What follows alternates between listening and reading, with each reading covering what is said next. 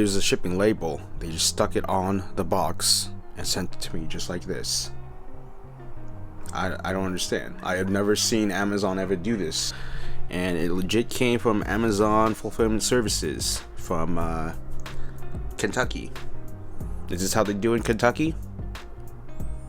They just ship packages without a shipping box, you know, with some safetyness, and I mean, it doesn't look like it's been opened though, at least. The stickers are fully intact, and I don't know. I'm gonna open it up and see. I mean, Amazon has a great return policy. I'm just gonna open it up and see. Hopefully it doesn't look bad, right? Hopefully everything's good. So far, doesn't look like anything is damaged in the box, which is very fortunate. Yeah, your hit song starts here. That's right, guys. Right here. This is where it starts. Oh, let's unwrap this.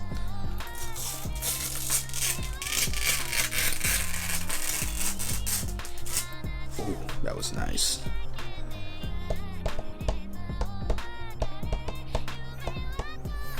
That was a pretty sick beat. Just gotta use your imagination to know it sounded cool. All right. So yeah, guys, remember this is the Akai MkIII Special Edition Black. This is the Mark III, the 3rd generation, the best-selling industry standard MIDI controller, compatible with all music production software. And here we go. We have a complete music production starter kit, MPC beats. I said that with a complete lisp. And everything else you need to start to make music. MPC beats. So yeah, I gotta download the software. I mean, I can't do anything, right? I mean, unless I'm gonna play acoustically like I just did earlier. You know, this is this is not gonna do anything. Okay, so got everything set up for my Akai MkIII right here, Mark III, and all the software that it came with downloaded, which was a lot. Not gonna complain, you know. It gives you a lot of good software to start off with, and a lot of basic instruments and things just to get rolling. You know, you can. Yeah, you can easily.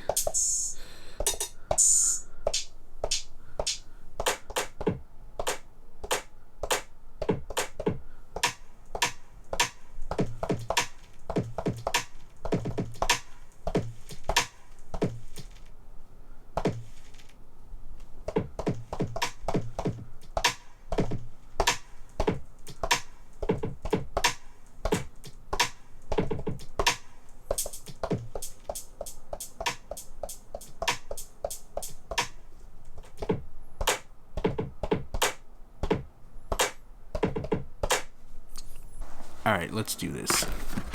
I don't, you guys could probably barely see this. My lighting is completely trash right now. Indoors. Yo. Okay. So, you know, in the words of Doctor Strange, we're in the endgame now. Alright? We're in the endgame. DT 1990 Pro by Bear Dynamic. Oh man, just treated myself for this one. This is pretty much the end game. I'll use my phone as a little lighting. Yeah, there we go. Cool. So here's the case. You know, nicely big and pretty bulky, but let's open it up.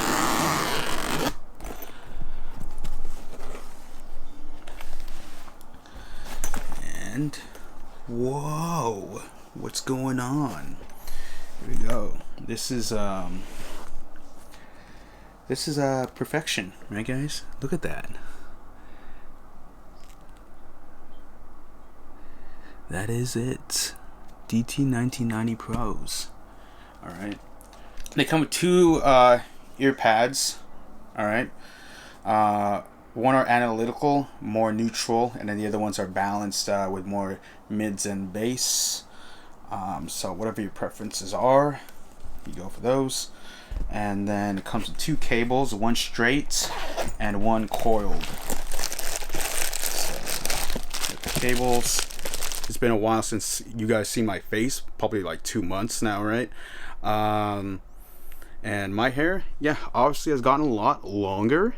New glasses, by the way. I had Wayfarers back then, before my last glasses, but they were matte finish, right? So these are now like the standard glossy finish Wayfarers. Look at this. I'm wearing a slim athletic baseball tee, right? Like, yo, yo. It's called the no taste, no smell diet. You know, it's a pretty good life hack. The reason why I'm recording right now is to, god damn, I got that water spot. You see this shit? Just not even pay attention to that right now. The reason why I'm recording right now is because I got a new phone. All right, so the current phone I've been using right now for a while. All right, I got this as a secondary development phone. I talked about it in my first vlog. Right, was the Google Pixel 4a. Gosh, that water spot is. Look at it this way. So I have the Google Pixel 4a, and this phone was like my secondary phone. But ever since I've been, since I started using it, just testing it out, day-to-day use, using it as my daily driver, the experience is amazing, right? User experience is key. Of course, that's the field I want to get into, right? User experience, product design. What makes a device, what makes a product enjoyable to use, right? What makes the users want to keep using it? What gives their like the interaction behind something, right? So using the Pixel 4a, this is probably one of the greatest phones. I've used so many phones in the past. You're not tied into the Apple garden and you're just looking for a new great phone and you're on a tight budget. The Pixel 4a, this satisfies like 90% of everyone's needs. The only thing I don't recommend a Pixel now is if you're a mobile gamer. That's the only thing. Right? Like everything about this phone, it just flies and it does what you want, and all the specific Pixel features, right, that Google does. It has the auto call screening, right? It can tell if a caller is a scammer or robocall and automatically deny it. I'm just like, wow. And you can have it pick up the phone for you and it'll answer. Like if you're busy, right, instead of denying the call, you can say, oh, Google Assistant, pick it up for me, and the assistant would actually pick it up and tell the other person, oh, this is LJ's Pixel, he is using the Google Assistant, please leave a message, blah blah blah. And then it would actually live transcribe the other person's message, so you can actually see it if your hands are busy, tied, or you're doing something, and then you'll be like, okay, yeah, just let them leave that message. Or you can choose to call it because you're like, oh, it's actually important or something. Like, especially if you're like in journalism and you're doing an interview, you can go into the voice recording, right? You have this and just tap that. Hello, this is a test of me using the Pixels live voice recording. Look at this. Just look at this. Isn't this fucking amazing? That is so cool. All right, that is so cool. And then when you stop it, let's save it. Let's go into it. You can actually look up words, right? So let's say I need to go to the part where I said amazing, right? Just go to amazing. Boom, goes into that exact timestamp on it. So again, if you're doing an interview, if you're a journalist, this is amazing for you, right? This fits your needs. You can export this, copy it off into Google Docs or whatever you need, and it saves so much time when it comes to doing interviews. So that's one great thing about the Pixel that only the Pixel has. There's many other things that Google has that also great wallpaper, by the way. This is a view of SF from Twin Peaks. This is Market Street, right? You see Salesforce Tower right there, looking pretty cool. Anyway, so here we go, Pixel 5. What I like to say is, like, if you're an iPhone user and you want to switch to Android, I'd recommend the Pixel. If you're someone that just wants a great user experience, you go for the Pixel again. Great software, Pixel. Great camera, great battery life. You get 7 hours on the Pixel 4a right here, and then the Pixel 5 is, the reviewers are saying it gets up to 8 hours, which is crazy. Of course, I'm gonna have to test this out myself with my own use cases and see how it is for a week or so. Probably do like a follow-up review, my thoughts on the Pixel 5. Alright, so I'm actually recording this on the Pixel 5. This is the front camera, so it's not going to be as great. The rear cameras are actually better for doing vlogs, but I just want to quickly do this and then I can, see myself in the screen preview. Anyway, right now what I'm doing is I actually started a Skillshare trial for 2 weeks. I got it from one of my YouTubers I'm subscribed to. They had a little link and whatever, a little promo link. So I'm trying it out for 2 weeks, mainly just to brush up on my skills of UX and product design, learning how to use Figma. What I'm noticing right now is that it's easier to find content that is of a higher quality and it's more organized and well put together. YouTube, you have to sift through a lot of things in the search results, right? Hopefully you find what you're looking for. Maybe you could find a YouTuber that actually does put the effort and it makes everything easy to follow. But with Skillshare, there's a criteria or guidelines that, teachers have to follow in order to produce quality content. So it's just a lot easier to find what you're looking for, which I like. I'm trying to brush up on, Figma and learning how to design again and not only brush up, but also learn new things that I probably missed out on. Any shortcuts or any tips in here, tips and tricks and stuff. And right now for this lesson, I have to design a boba tea ordering app, right? So yeah, as you can see, Foodie, I just have this complete mess of things going on. I might, this is actually like a desktop. I was testing out how to make, a desktop intro page, right? For Foodie, but I will definitely redesign the whole entire menu pretty much. I'm not really satisfied with what I have right now. This is why I got in that designer's block with Foodie. I wasn't really satisfied with what was going on. There was some elements that I liked. Of course, I liked the the profile page and then how it's like a layered effect where, if you tap on the map in the background, the user's map, it would actually pull their feed down, go down, and then you can interact with the map. But that was like the only thing I was proud of. Some elements just didn't make sense, and I just didn't like how overall Foodie kind of looked basic. Other than the profile page, everything else was pretty basic.